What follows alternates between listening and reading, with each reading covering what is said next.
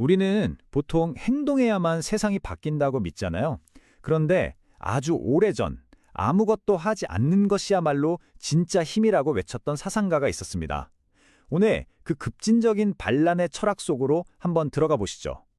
여러분 한번 상상해 보세요. 고대 중국의 극심한 혼란기였던 춘추 전국시대, 모두가 더 나은 해결책을 찾아서 헤맬 때 노자는 정반대의 길을 가리킵니다. 어쩌면 가장 강력한 해답은 아무것도 하지 않는 것일지도 모른다고요. 정말 엄청난 역설이죠. 좋습니다. 그럼 이 철학적인 반란이 도대체 어떤 배경에서 나왔는지부터 한번 들어가 보죠. 그때는 말이죠, 사상의 전쟁터나 다름없었어요. 대부분의 사상가들은 법이나 예절 같은 인위적인 제도를 만들어서 무너진 사회를 어떻게든 다시 세워보려고 애썼죠. 바로 그때 노자가 나타나서 이 모든 걸 다 거부하고 자연으로 돌아가자, 이렇게 선언해버린 겁니다. 시대의 흐름에 정면으로 맞서는 정말 대단한 도발이었어요. 전설에 따르면 이렇습니다. 노자는 원래 주나라의 관리였는데 세상의 혼란에 너무 절망한 나머지 그냥 다 버리고 서쪽으로 훌쩍 떠나버렸다고 해요. 그렇게 문명을 등지고 사라지면서 남긴 단 하나의 책이 바로 도덕경이죠. 그러니까 그냥 떠나버리는 그 행동 자체가 그의 철학을 온몸으로 보여준 셈입니다. 자, 이제 노자가 던진 첫 번째 거대한 스캔들로 한번 들어가 볼게요. 바로 세상의 궁극적인 근원에 대한 그의 생각입니다. 노자 철학의 모든 건요, 바로 이 도라는 개념에서 시작됩니다. 이게 뭐냐면 눈에 보이지도 않고 손에 잡히지도 않아요. 하지만 마치 우주를 흐르는 거대한 강물처럼 모든 걸 태어나게 하고 또 흘러가게 만드는 그런 근원적인 힘, 원리라고 생각하시면 쉽습니다. 아, 이거 정말 유명한 도덕경의 첫 구절이죠.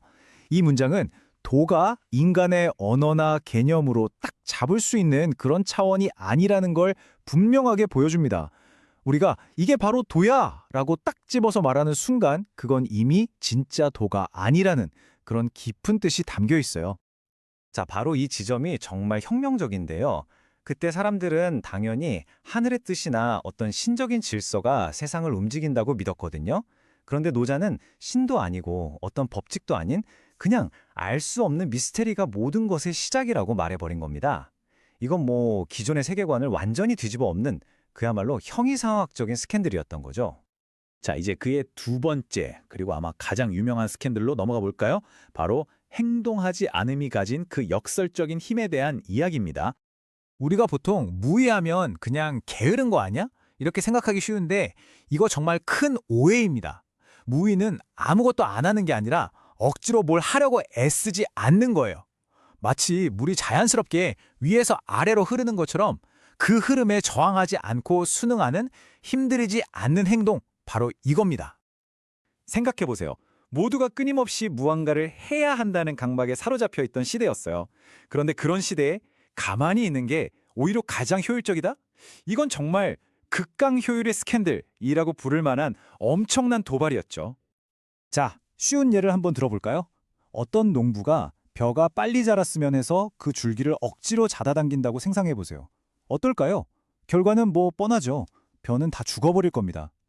반면에 자연의 순리를 믿고 그냥 기다려주는 농부는 결국 풍성한 수확을 거두게 되죠. 바로 이겁니다. 억지로 개입하면 모든 걸 망치지만 자연의 흐름에 맡기는 것이야말로 가장 강력한 힘이 된다는 역설. 이게 바로 무의의 해침입니다. 그리고 노자는 이 무의 개념을 정치에까지 가져옵니다. 무의지치라고 하는데요. 통치자가 막 법이나 제도로 백성들을 억지로 통제하려고 하면 할수록 세상은 더 혼란스러워진다는 거예요. 그러니까 그냥 백성들이 스스로 자연스럽게 사회도록 내버려두는 게 최고의 통치라는 거죠. 당시 왕들한테는 이거 거의 나라를 포기하라는 말처럼 들리지 않았을까요? 정말 엄청난 정치적 스캔들이었죠.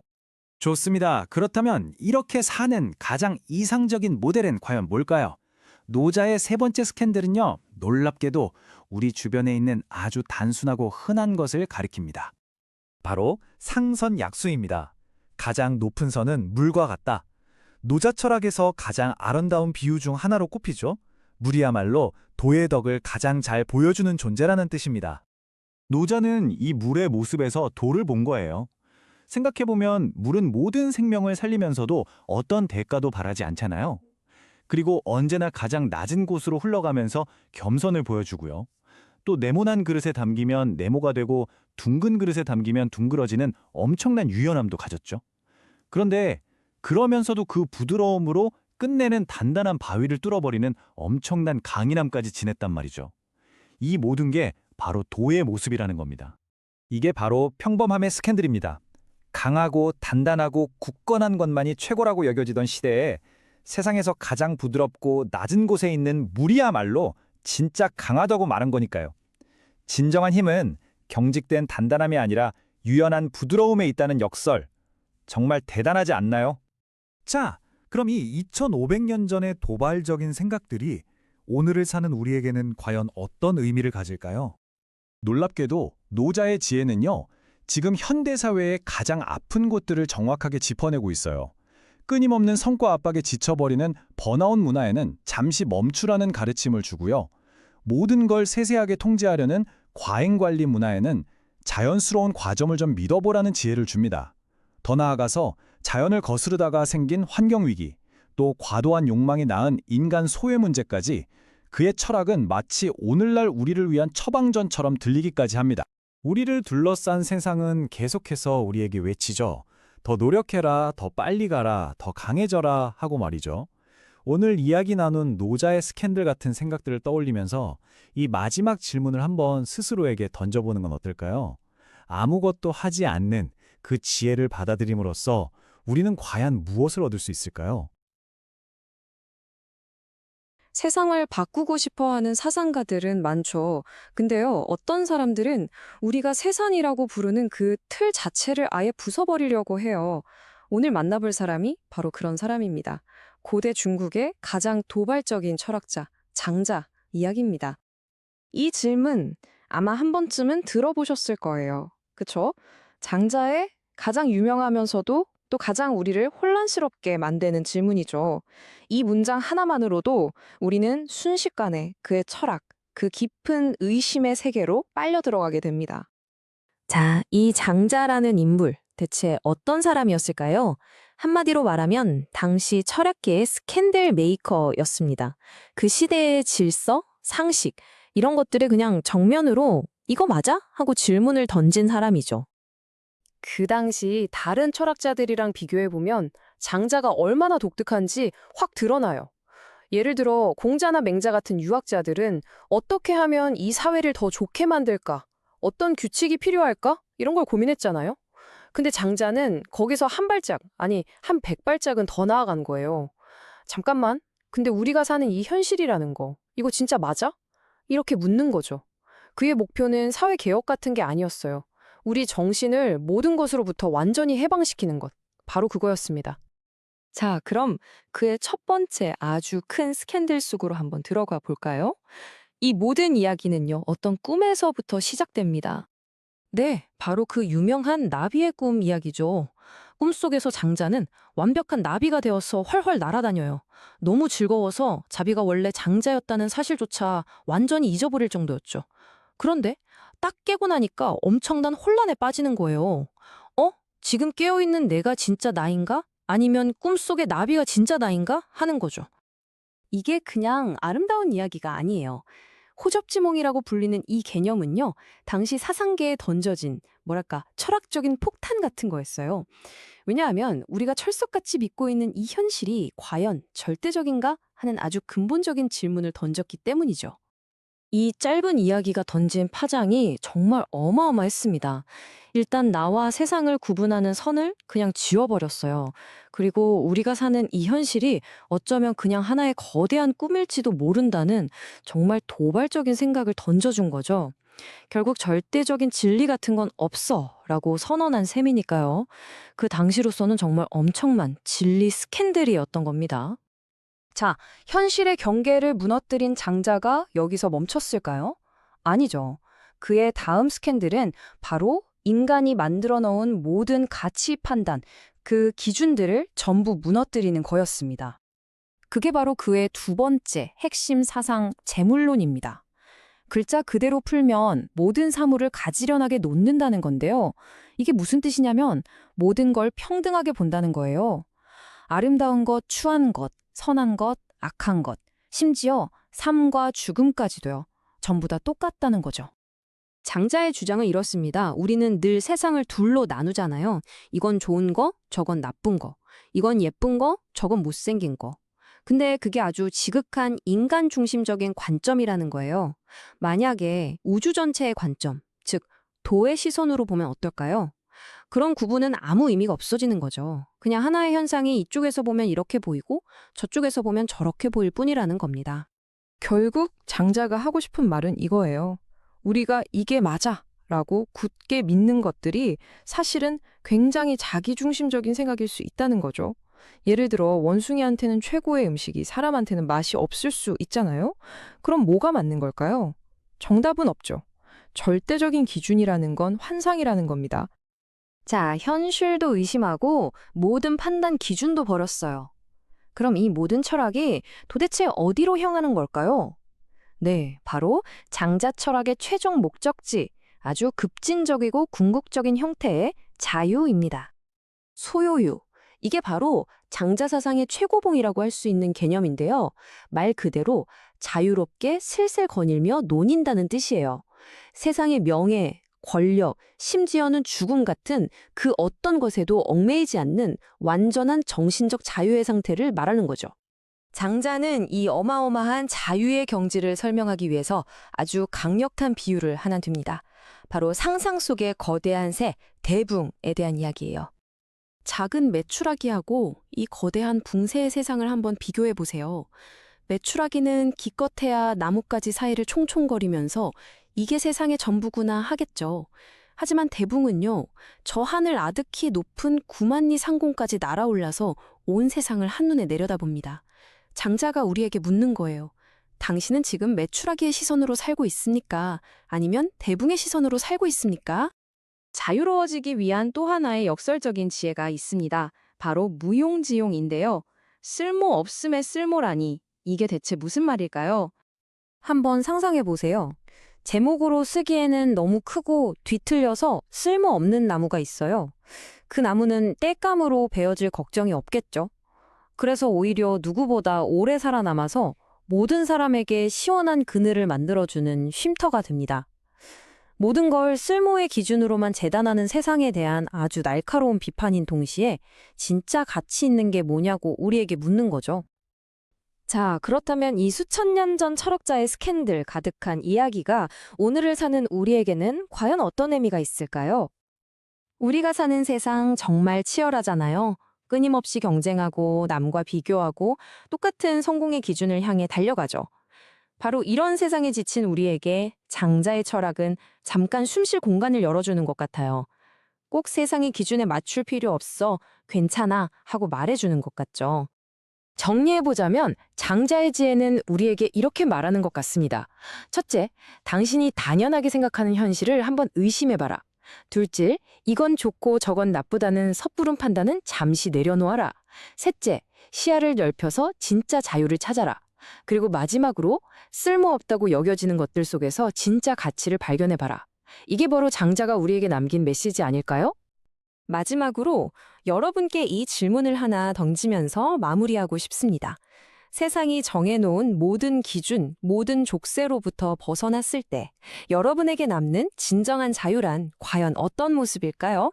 한번 깊이 생각해 보시는 건 어떨까요? 자, 오늘은요. 고대 사회의 기본 규칙 자체를 뿌리부터 뒤흔들었던 아주 급진적인 사상가 두 명을 만나볼 겁니다. 바로 노자와 장자인데요. 이들의 생각은 당시에는 그야말로 엄청난 스캔들이었습니다. 이 질문 한번 진지하게 생각해 보세요. 오늘 우리가 나눌 모든 이야기의 핵심이 바로 여기에 담겨 있거든요. 정말 흥미롭지 않나요? 아니 근데 이 사람들 생각이 왜 그렇게까지 문제적이고 스캔들이라고 불렸을까요? 그걸 알려면 먼저 이들이 살았던 시대를 봐야 합니다. 바로 춘추 전국시대. 매일매일이 전쟁이고 어제의 동지가 오늘의 적이 되는 그야말로 끝없는 혼돈의 시대였죠. 당연히 모두가 이 지긋지긋한 혼란을 끝낼 방법을 찾고 있었습니다. 그래서 당시에 잘 나가던 사상가들, 그러니까 주류의 생각은 아주 명확했어요.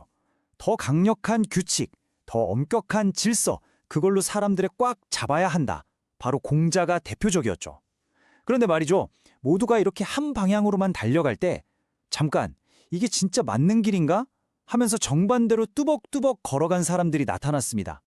그 첫 번째 주자가 바로 노자입니다. 우리는 보통 노자 하면 뭔가 신선 같은 고요한 현자의 이미지를 떠올리잖아요. 근데 사실 알고 보면요. 당시 사회의 핵심 가치에 정면으로 짱돌에 던진 엄청난 도발가에 가까웠습니다. 그의 생각 하나하나가 그야말로 스캔들이었죠. 노자의 시작부터가 아주 그냥 도발적입니다. 말로 설명할 수 있는 도는 진짜 도가 아니다. 이게 무슨 뜻이겠어요? 한마디로 너희들이 안다고 떠드는 그 모든 지식과 권위, 그거 다 가짜일 수 있어 라고 선언해버린 거예요. 그럼 대체 그가 말하는 진짜 도라는 건 뭘까요? 도는 말로 딱 정의하기 힘든 개념이에요.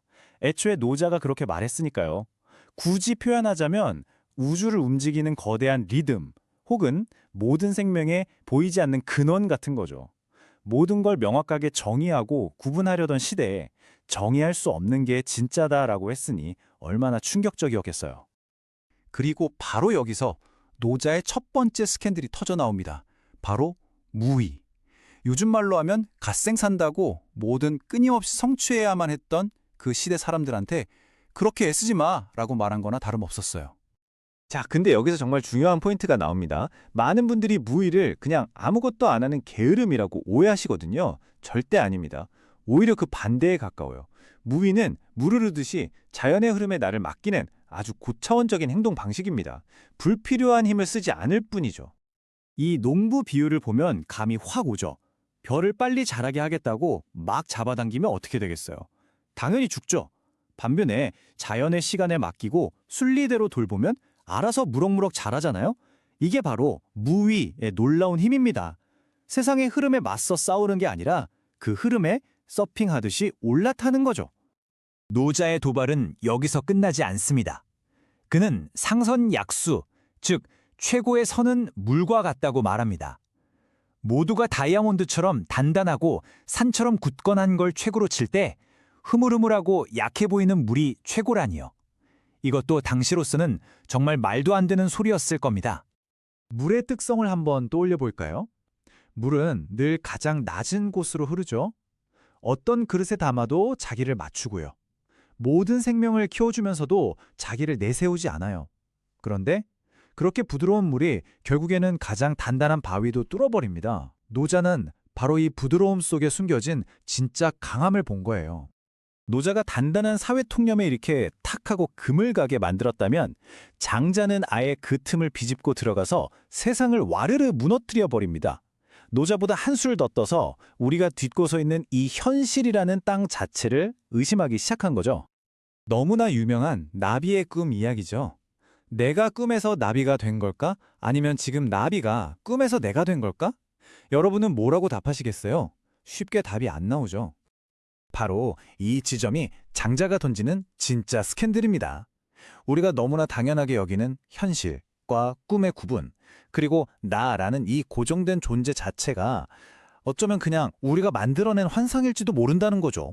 정말 아찔한 생각 아닌가요? 장자의 도발은 여기서 멈추지 않습니다. 이번엔 재물론이라는 걸 들고 나와요. 쉽게 말해서 세상 만물은 다 똑같다는 겁니다. 우리가 좋다고 나쁘다고 나누는 그 모든 것들이 사실은 아무 의미 없다는 선언이죠. 장자의 눈으로 보면 우리가 절대적이라고 믿는 모든 기준들이 다 무너져 내립니다. 선과 악?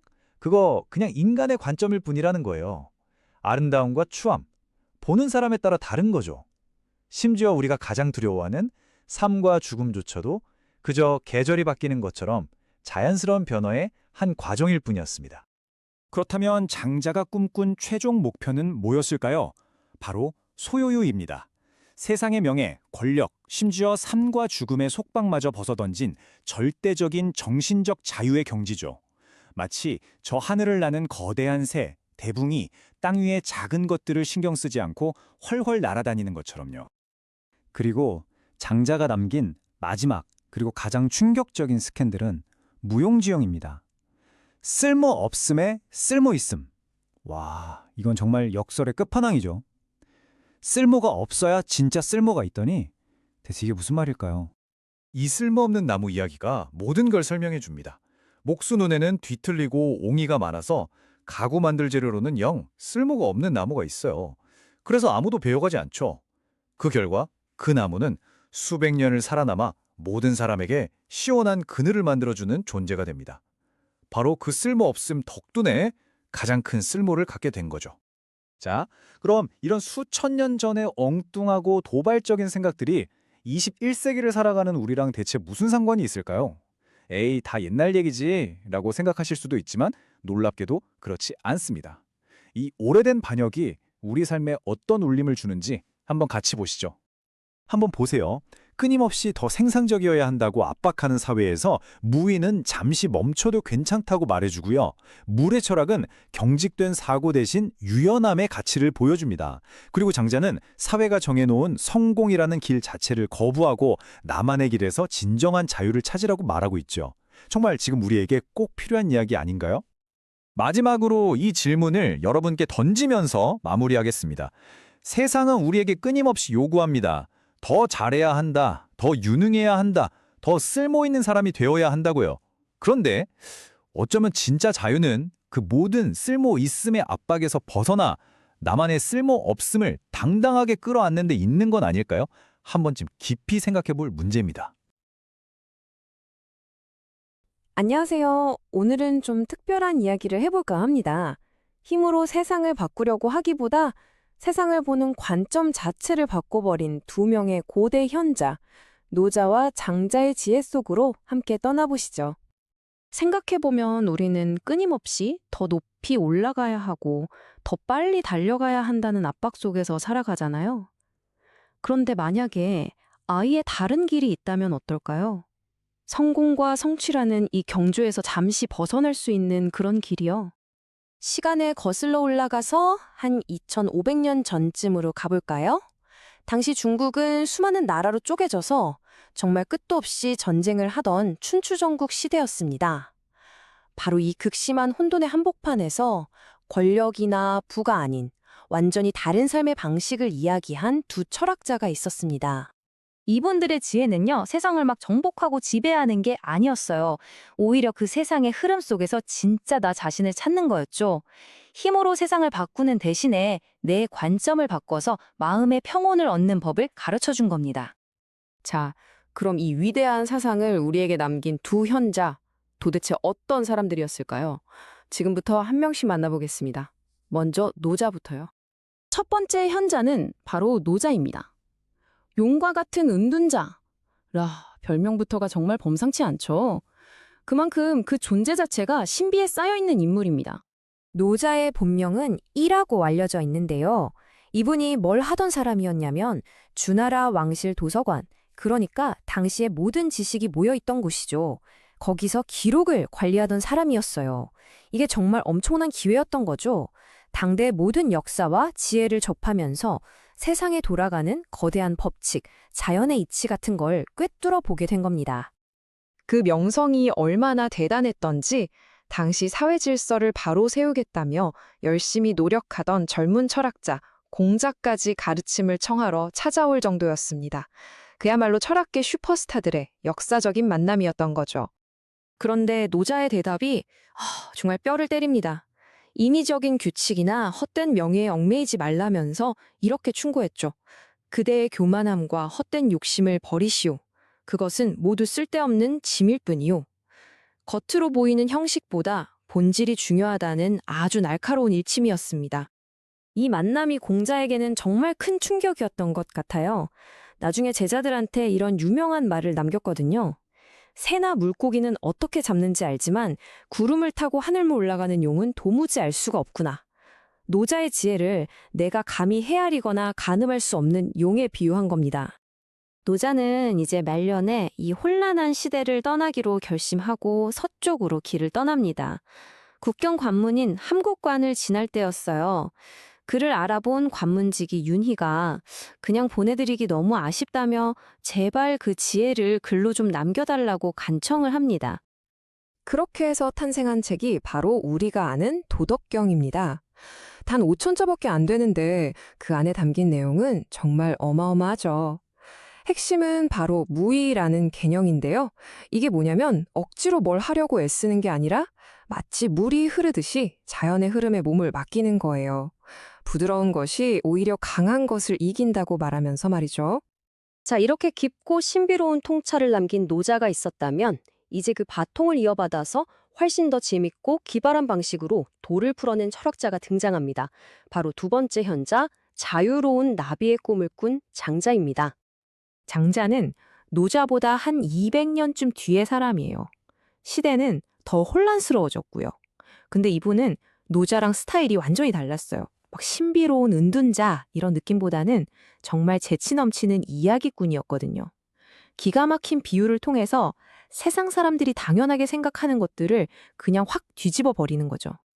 그의 명성도 당연히 대단했겠죠. 그래서 초나라 왕이 우리나라 재상을 맡아달라 지금으로 치면 국무총리 자리를 제안한 거예요. 이건 뭐 누구나 탐낼 만한 최고의 자리잖아요. 근데 장자의 반응이 정말 재밌습니다. 장자가 자신을 찾아온 사신들한테 이렇게 물어봐요. 죽어서 뼈만 남았는데 비단에 쌓여서 묘당에 고이 모셔지는 신성한 거북이가 좋겠소?